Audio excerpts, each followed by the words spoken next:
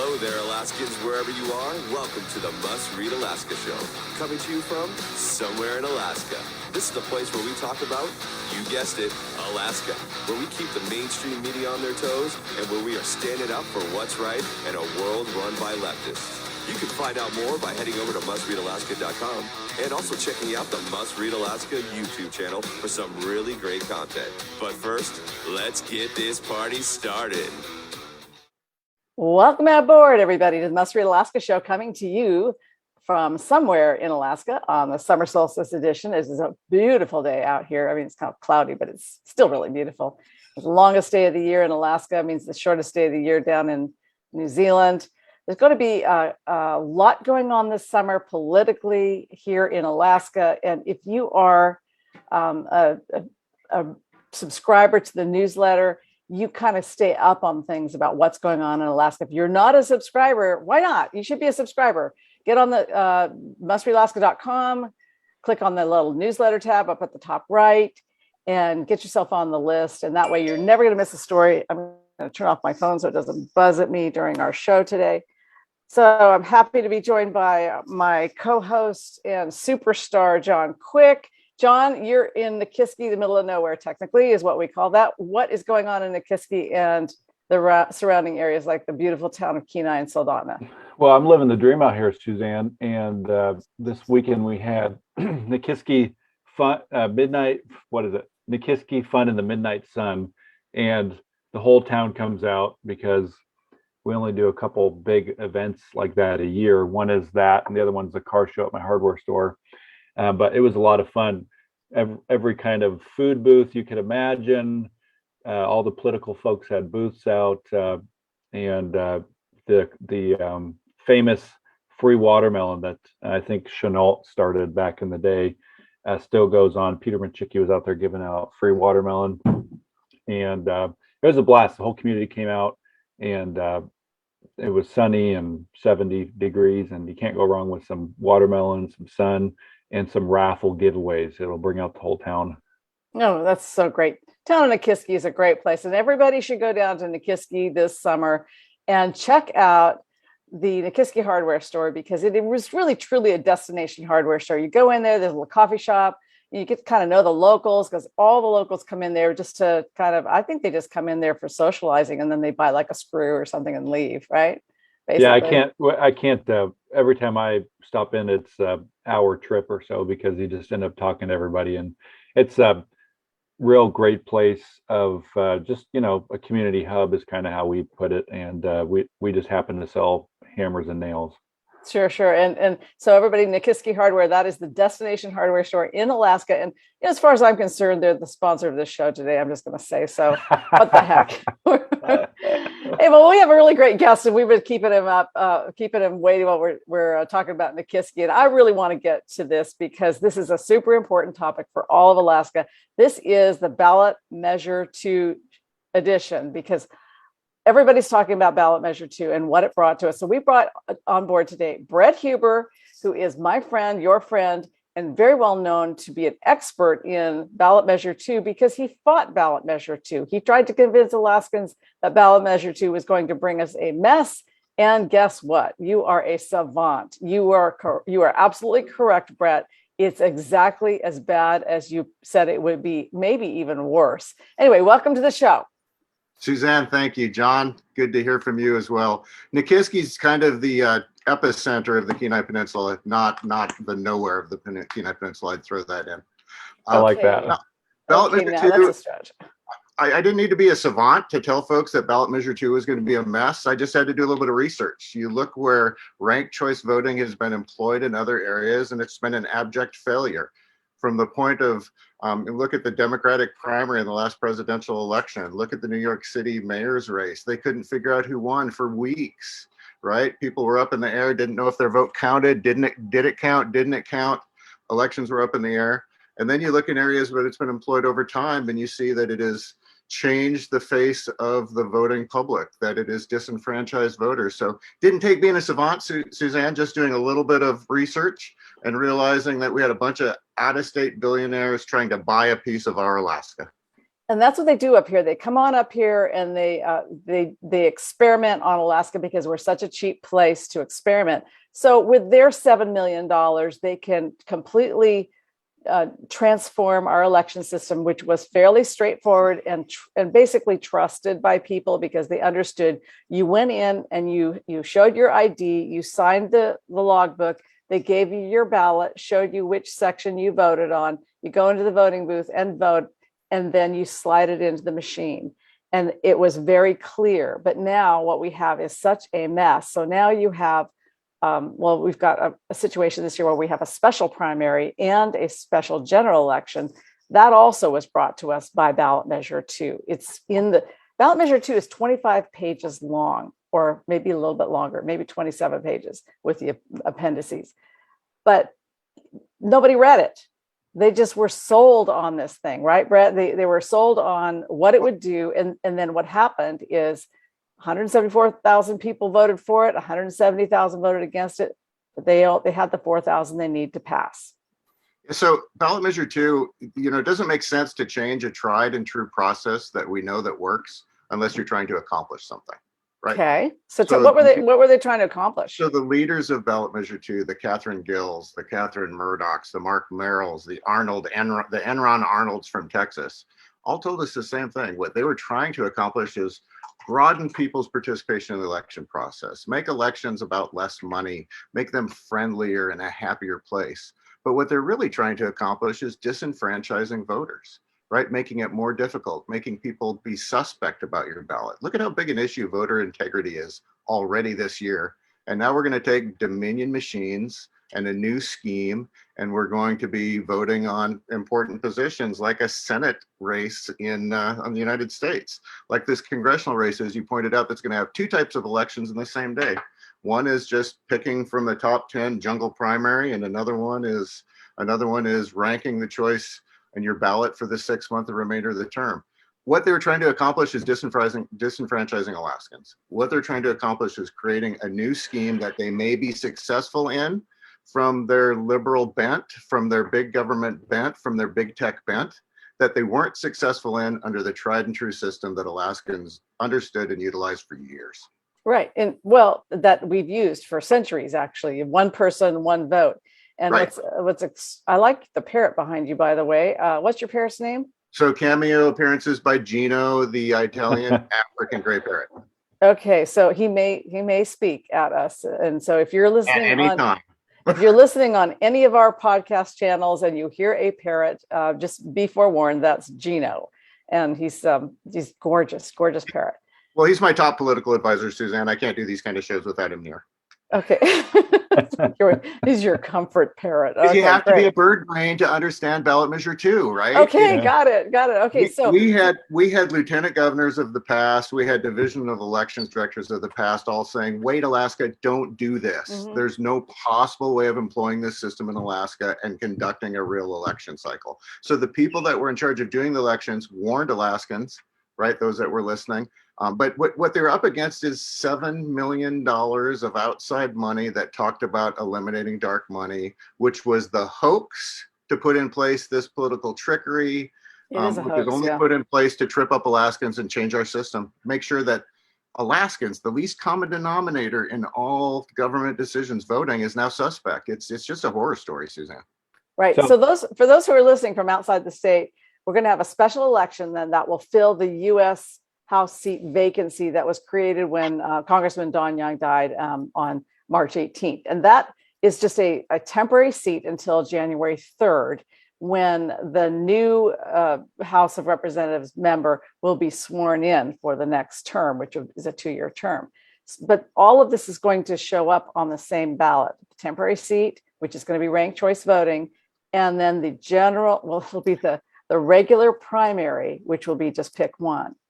And so that's going to be very confusing because it will be on the same ballot. On one part of the ballot, you're going to vote just for one person for governor, one person for Senate, one person for Congress, and then your House of Representatives, your for your state Senate, for state House and state Senate. And then you come to the next part of the ballot, and it's going to be ranked choice voting for the temporary seat. I just can't understand how it could be more confusing. I'm already getting questions from people saying, what are we supposed to do? And why are we doing this?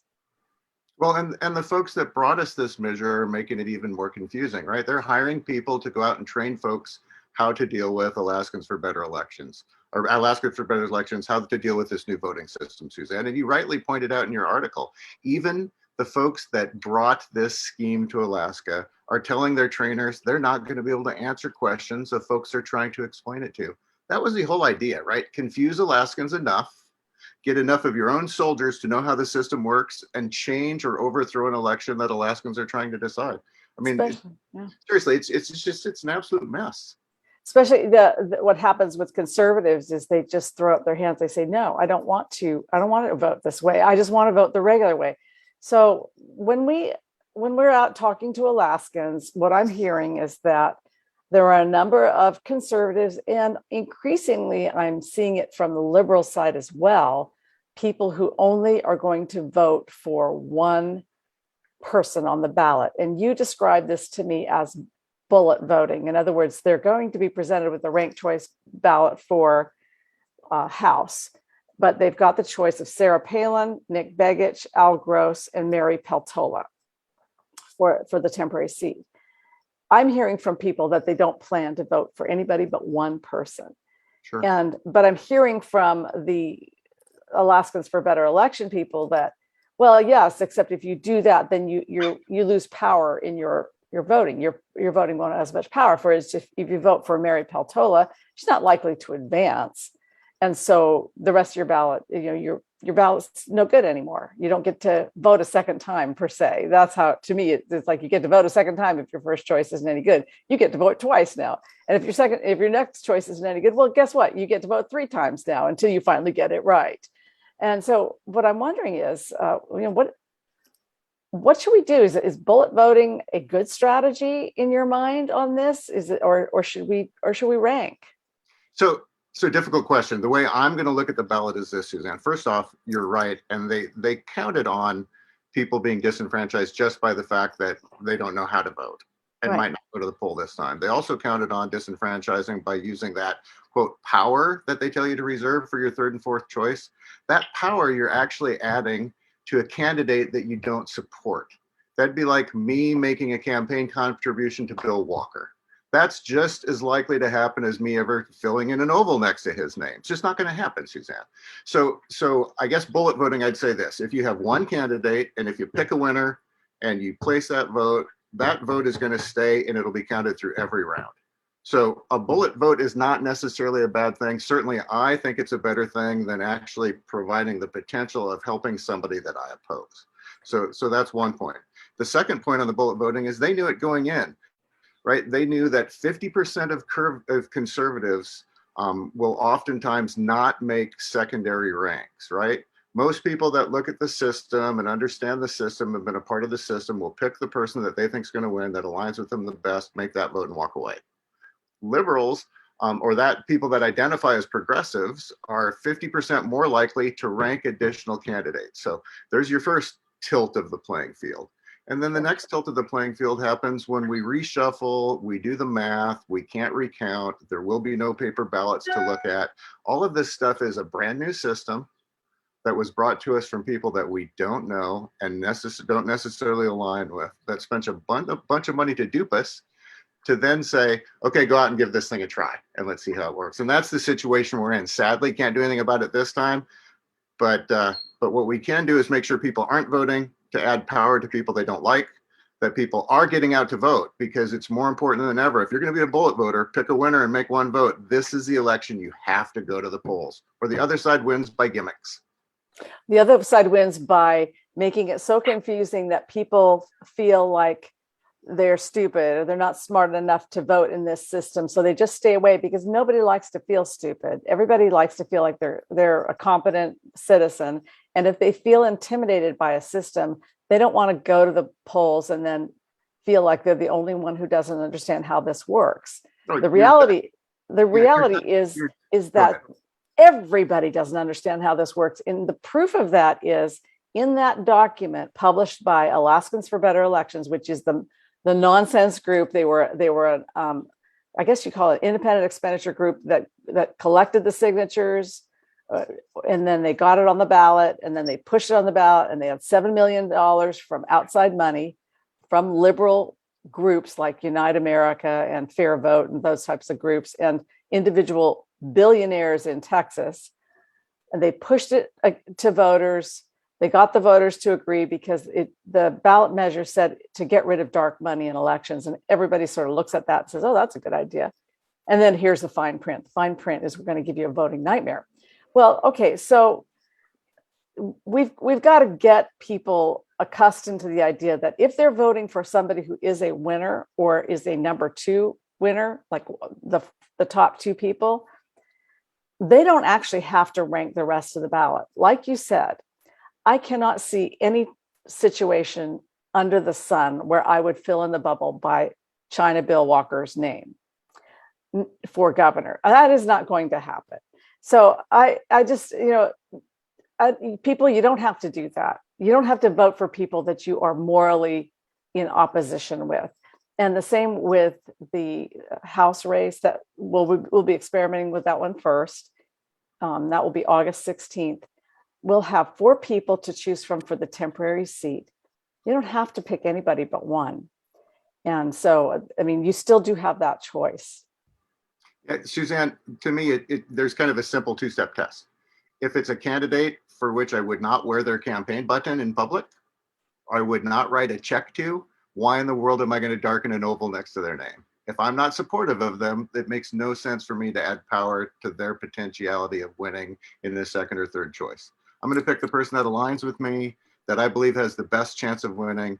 I'm going to vote there. If there's 2 people that are closely aligned, then I might rank 2 if that happens in a race, but I'm not going to vote for, and I don't think Alaskans need to vote for people that they don't support, because really the way this plan works for them is they have to win by the trickery and the math. They've tried to do it in Maine the last 2 times. Maine's returned Suzanne Collins. It's been close races, lots of money spent. It doesn't make elections any nicer. Just wait. Here's what I'd like to tell Scott Kendall and Jason Grand and his band of guys from Alaska for Better Elections. Those are the only 2 Alaskans involved, by the way. All the money came from outside. Right. I'd like to tell them, just wait.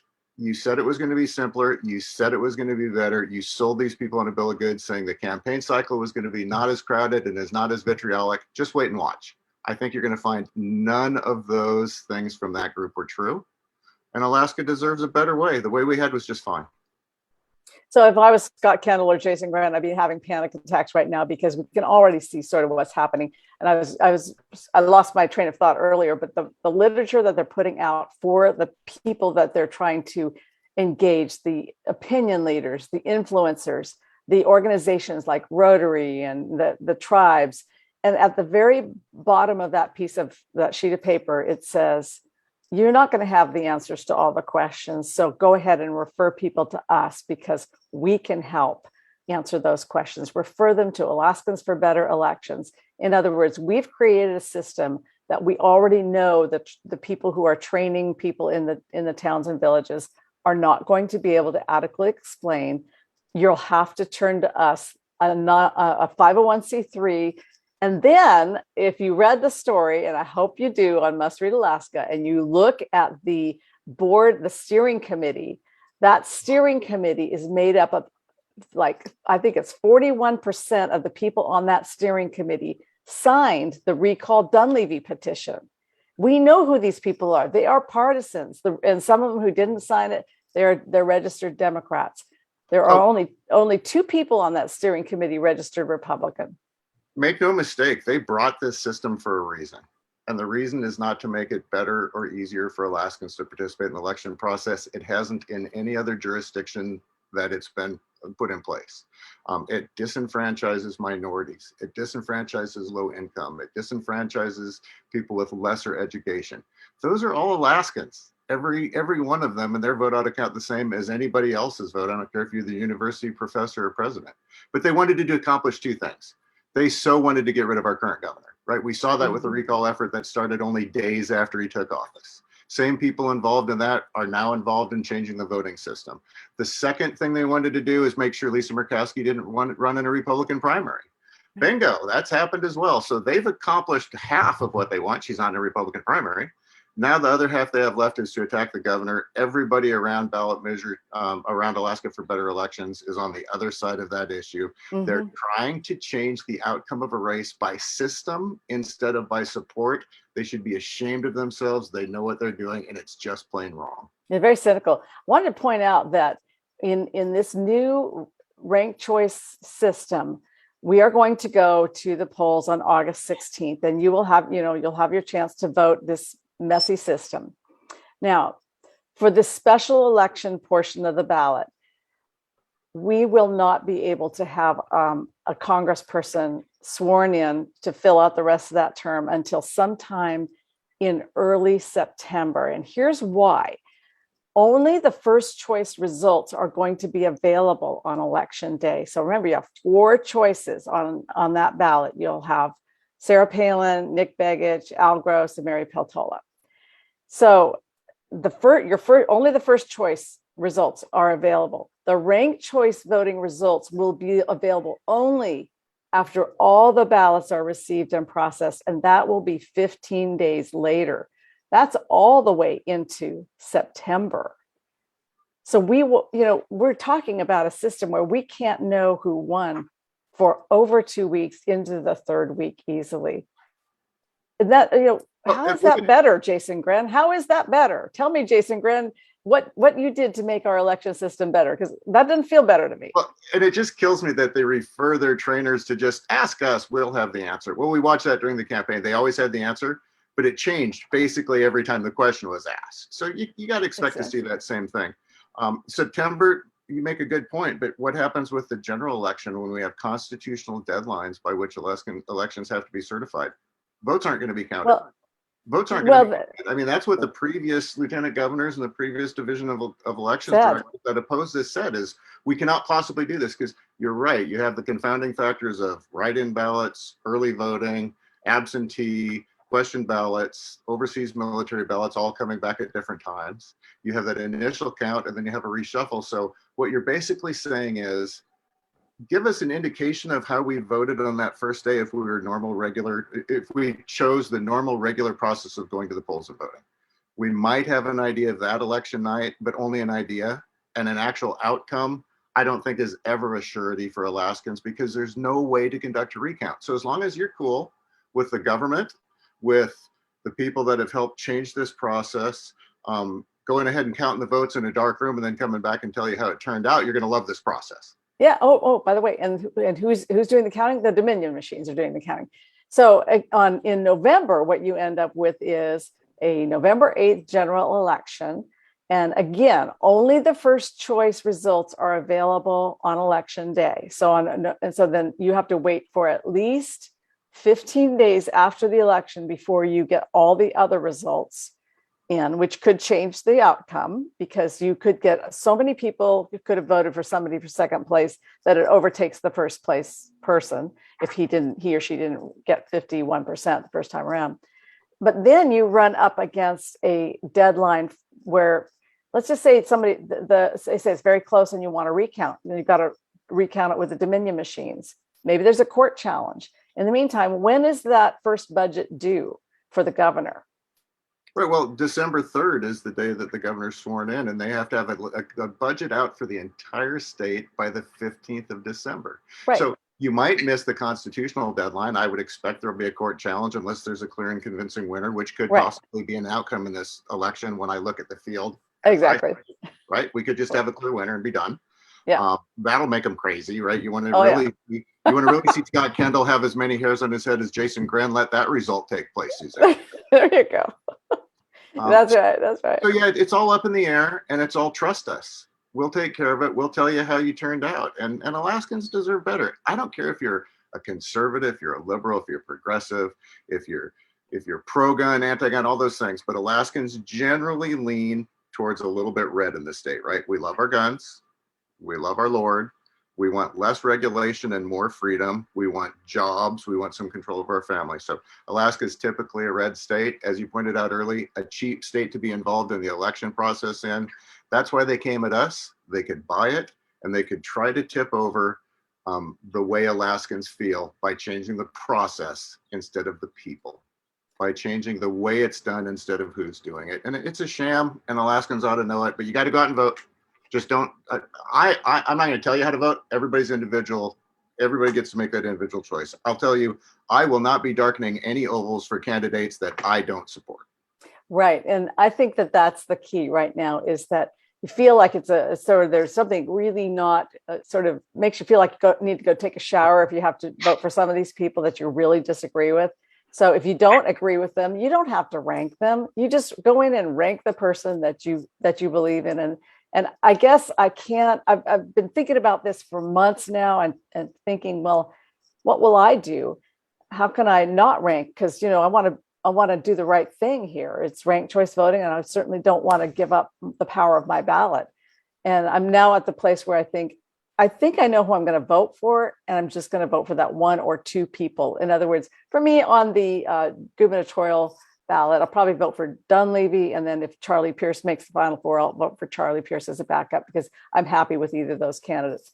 On the special on the election for Congress, I'll probably vote for Nick Begich, and then I don't know what I'll do after that. I don't know if I'll vote for anybody else. That's kind of maybe I'll vote for Mary Peltola in second place. Not really sure. But on the general election ballot, that's just to describe it very specifically for people. That's where voters rank the candidates according to your preference. And so to win, a candidate has to get 50 plus 1%, 50% plus one. And then if no candidate receives that, then the last place candidate is eliminated and their supporters' second choice votes are counted. So that's where you can really give power to that second place person, right? Is they could be the vote collector for all those second place votes. So basically you're kind of, that second place person really has a pretty good chance of winning actually in this system. The process keeps repeating until somebody gets 50 plus one. Yeah, well, it's happened in other areas, right? It happened. They talk about it being a majority. The Alaskans deserve a majority. We deserve people who hold office that have gotten at least 50% of the votes. So let us use our system and let us use our mathematics to determine what that 50% is. Well, the first time they returned the senator to Maine, she returned to the seat, she actually had less than 50% of the vote because there was no way to mathematically get there from what voted. Right. So again, I think it's incumbent upon Alaskans to pick people that they align with, they associate with, they support. I'm not going to support anybody with even a quarter of the power of my vote that killed my permanent fund and tried to sell Alaska to China, Suzanne. I'm not going to put part of my vote to somebody who never met a government power he didn't like or a personal power he didn't want to take away. So I can't vote there. Now, if there's two people that I can align with, then I'll prioritize those two people. But the idea that they're trying to con you out of a portion of your vote to support somebody that you don't want in office it's just revolting when you think about it. This is that important to power. I think Alaskans should be up in arms about it. Some of our top of our tickets have a lot of people in the race right now. For instance, for the special general election for the temporary seat, there are 30 people on that ballot. Now, some of them may drop today or through the 25th. They can drop until the 25th because really only what I'm saying is for the regular primary election. Let me correct that. The regular primary election. You remember you heard what I meant, but I didn't say it right. There are 30 people on that ballot, but there's only 4 that are proceeding to the special general election. So the question is, how many of those people on the regular are going to stay, or how many are going to drop? They actually have to go down and physically drop. So you have 30 on that ballot. That creates a very difficult situation for for our entire system, because you've got 4 that are going to be in the temporary and 30 who want to be in the general. This whole thing is just a mess. Thank you very much, for Ballot Measure 2 and Alaskans for not better elections. But they are facing a red wave this fall. I've been going through the districts, and what's interesting is some of the districts only have a few candidates in them. But if you look and see how these different districts voted in the primary in 2020 and then how they just voted, I'm just going to give you an example, just one. So let's take Bart LeBon's downtown Fairbanks district, which is really, it's an interesting district. In 2020, only 44% picked the Republican ballot and 56% voted for the Democrat in the congressional race. But in 2022, 57% voted Republican and only 32% voted for a Democrat on this special election ballot. So if you add up all the Republicans and then you add up all the Democrats, that district has flipped. And in an analysis that I've done throughout all the different districts, not all of them, because I didn't bother with District 40, since that's kind of a special district. They had Tara Sweeney as their candidate, and that was kind of a unicorn. But for all the districts that are sort of marginal districts, my goodness, you are seeing a red wave like you have never seen. It is stunning. In every district, it's absolutely flipped. Even over in Western Alaska, where Bryce Edgman is, they all picked the Republicans. They didn't pick the Democrats. And Suzanne, that's one of the things as I sit back and watch this unfold and watch these political maneuvers from 2 years ago and putting this process in place and watch what's happening in the country. And I think, be careful what you ask for, because sometimes you get it.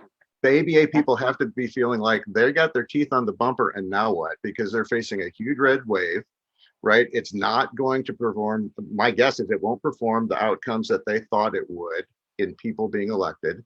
It won't perform the outcomes of having a reasonable and standard election. Alaskans are going to be unhappy when they leave the poll. So I think they could lose on all counts based on the timing that they brought this forward. And I think that, Alaskans need to take a good hard look at that. You didn't accomplish what you said. You didn't do what you promised. And you spent $8 million of outside money trying to buy a piece of Alaska. We need to throw these bums out, get back to a reasonable system, and look for good candidates that connect with Alaskans and support our values.